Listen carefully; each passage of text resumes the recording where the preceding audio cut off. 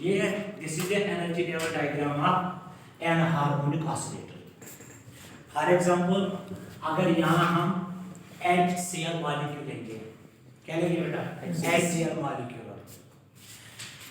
देखो हमने HCl molecule, this is diatomic molecule.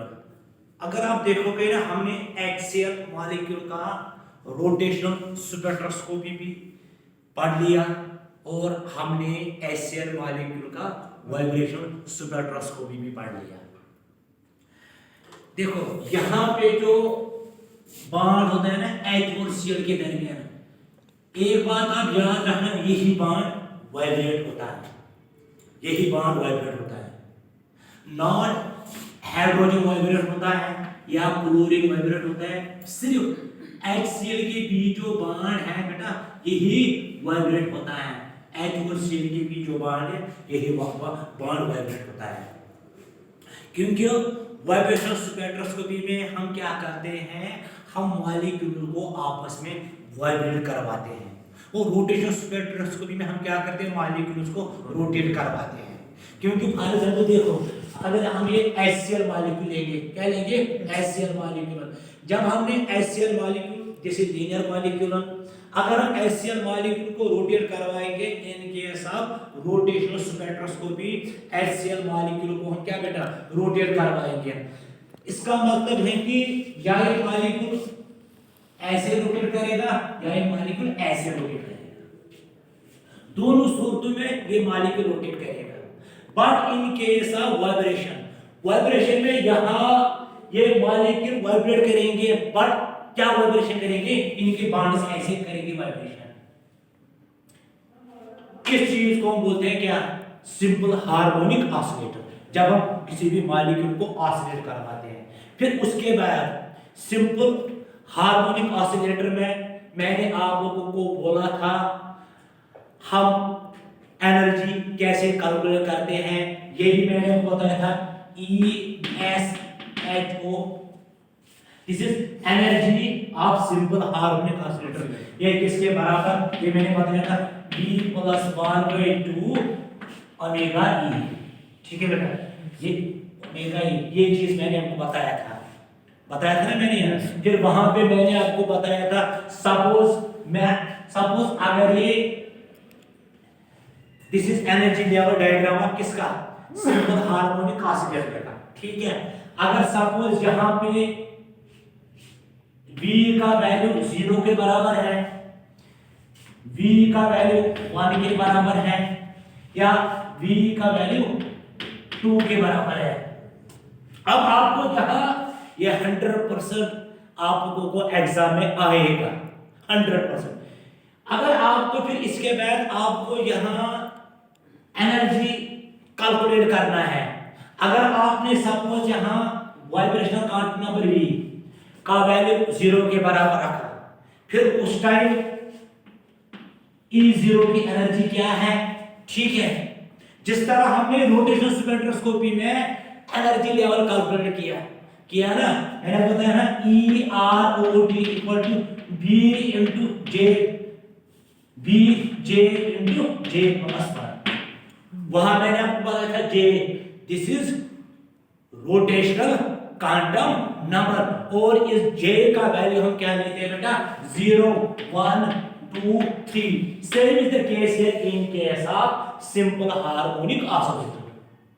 Simple harmonic oscillator में भी हम एनर्जी लेवल कैलकुलेट करते हैं। फिर उसके बाद हमें यहाँ देखो बेटा, यहाँ हमें यहाँ इन दोनों लेवल्स के बीच एनर्जी कैलकुलेट करना है, इन दोनों लेवलों के बीच एनर्जी कैलकुलेट करना है, तब जाके हम सिलेक्शन रूल निकालते हैं।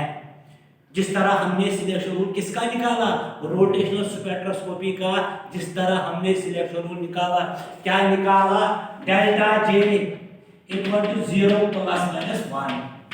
ठीक है, ±1। ये मैंने आपको बताया था, या ये इलेक्ट्रॉन एक स्टेप ऊपर जाएगा या ये एक स्टेप नीचे जाएगा। Any doubt? इसी तरह इन case of simple harmonic oscillator, simple harmonic oscillator में भी मैंने आपको बताया था हम एनर्जी कैसे कैलकुलेट करते हैं, ये आपको पता है ना। उसके बाद हमने सिंपल हार्मोनिक ऑसिलेटर में क्या एनर्जी, दो लेवलों के बीच हमने क्या एनर्जी डिफरेंस भी निकाला, और वहां मैंने आपको बताया था जब हमें दो लेवलों के बीच एनर्जी डिफरेंस निकालना है, आप क्या निकालोगे, अपर माइनस लोअर। सपोज अगर हमें यहाँ E0 एंड E1 के बीच, इन दोनों लेवलों के बीच हमें एनर्जी डिफरेंस निकालना है, इन दोनों के बीच क्या निकालना है बेटा, एनर्जी डिफरेंस निकालना है। वो आप कैसे निकालोगे, delta E, this is change in energy level, ये किसके बराबर होता है, E1 माइनस E0, ठीक है, E1 माइनस E0, E1 का जो निकलेगा उसको माइनस करना है किसके साथ, E0 के साथ। बट एक बात याद रखना, इन case of simple harmonic oscillator, जितने भी आप एनर्जी लेवल्स निकालोगे डिफरेंशियल, वो हमेशा क्या आएगा, कांस्टेंट ही आएगा, क्योंकि यहाँ पे सिर्फ एक स्टेप इलेक्ट्रॉन ऊपर जाता है या एक स्टेप इलेक्ट्रॉन नीचे जाता है। और SHO सिंपल हार्मोनिक ऑसिलेटर का सिलेक्शन रूट क्या बनेगा, delta V equal two plus minus 1, ठीक है, एनी डाउट, ये this is simple harmonic oscillator. उसके बाद क्योंकि एन हार्मोनिक ऑसिलेटर थोड़ा ट्विस्टेड है, बट मैं उसको समझाने की बहुत कोशिश करूंगा, जब मैं पढ़ाऊंगा वो बहुत ही इजी लगेगा। देखो बेटा कैसे है, देखो ये किसकी डायग्राम है, एन हार्मोनिक ऑसिलेटर की। अब आप बताओगे सेमिस्टर कैसे एन हार्मोनिक ऑसिलेटर की डायग्राम है, और यहां मैंने आपको और एक चीज बताया था, डिसोसिएशन एनर्जी, और मैंने आपको बताया था ये जो dissociation energy in case of anharmonic oscillator वो कैसे डिनोट करते हैं, DE से। DE मींस डिसोसिएशन एनर्जी, ये किसके बराबर होता है, omega E divided by 4XE। XE this is constant. हमेशा एक बात याद रखना, अगर आपको एग्जाम में बोलेगा कैलकुलेट, देखो वो क्या बोलेगा एग्जाम में, calculate the bond dissociation energy of hydrogen molecule having frequency, suppose having frequency 2 Hz, having frequency 2 Hz, ठीक है। उस टाइम अगर एग्जाम में आपको XE, ये क्या होता है बेटा, XE होता है डिसोसिएशन कांस्टेंट। अगर एग्जामिनर ने आपको XE का वैल्यू नहीं दिया है, आप सीधे पुट करोगे इसका वैल्यू 1, क्या करोगे बेटा, इसका वैल्यू सीधे क्या करोगे, पुट 1 के बराबर। अब अगर एग्जामिनर ने इसका वैल्यू भी दिया है, फिर उस टाइम इसका 1 आपको वैल्यू पुट करने की कोई जरूरत नहीं है। और यहाँ पे डिसोसिएशन एनर्जी आपको पता है, the amount of energy required or released to break one molar bond. अगर हम एक और बॉन्ड को अगर हम ब्रेक करेंगे, वहां पे हमें एनर्जी कितनी रिलीज हो जाएगी या हमें कितनी एनर्जी चाहिए। आप देखो बेटा यहाँ पे इस वाले डायग्राम की तरफ ध्यान दो, ये वाला दिस इज, ये है एन हार्मोनिक ऑसिलेटर की डायग्राम, ठीक है बेटा, एन हार्मोनिक ऑसिलेटर। अब आप देखो ये डायग्राम दोनों, अगर हम एक यहां मतलब एक सिंपलिसिटी लगाएंगे ना, सिंपल बात करेंगे ना, यहां से लेकर यहां तक, देखो बेटा this is SHO simple harmonic oscillator. फिर उसके बाद यहां पे कौन सा आता है, एन हार्मोनिक ऑसिलेटर।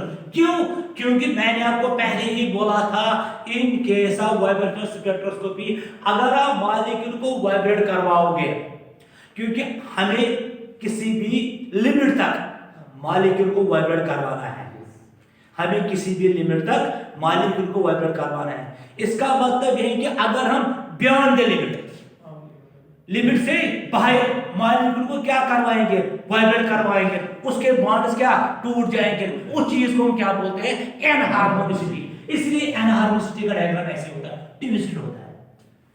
इसका यहां से आपको क्या पता है, इसका मतलब है कि आप लोगों ने इस मॉलिक्यूल को, चाहे आप लोगों ने इस डायएटॉमिक मॉलिक्यूल को वाइब्रेट करवाया से, चाहे आपने HCl मॉलिक्यूल को वाइब्रेट करवाया, चाहे आपने HBr मॉलिक्यूल को वाइब्रेट करवाया, या चाहे आपने कार्बन मोनोऑक्साइड मॉलिक्यूल को वाइब्रेट करवाया, आपने उसको किसी भी हद तक वाइब्रेट करवाया, बट आपकी जो वाइब्रेशन है वो इतनी ओवर एक्सेस हो गई, इतनी ओवर एक्सेस हो गई, उसके बॉन्ड्स ब्रेक हो जाएंगे।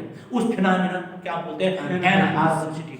बट जब आपने उसके बॉन्ड्स ब्रेक किए, फिर आपको एनहार्मोनिसिटी में एनर्जी लेवल भी निकालने पड़ेंगे।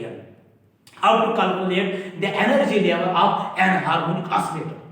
How to calculate the energy level of anharmonic oscillator? जिस तरह हमने किसका पढ़ा था, हार्मोनिक ऑसिलेटर का, इसी तरह हमें एनहार्मोनिक ऑसिलेटर का भी एनर्जी लेवल कैलकुलेट करना है। फिर उसके बाद हमें डिफरेंस निकालना है, और एनहार्मोनिक ऑसिलेटर के बेसिस पे हम वहाँ फंडामेंटल फ्रीक्वेंसी, जो मैंने कल बताया था, फंडामेंटल फ्रीक्वेंसीज को भी वहाँ एक्सप्लेन करते हैं। फिर उसके बाद हम वहाँ बोलते हैं फंडामेंटल फ्रीक्वेंसीज में which one is harmonic transition, वो मैं समझाऊंगा आज। Which one is harmonic transition and which one is analog transition? फिर उसके बाद हमने वहां पढ़ा था ओवरटोन्स एंड हॉट बैंड्स, और आपको एग्जाम में ये भी आएगा, calculate the energy level of first overtone band.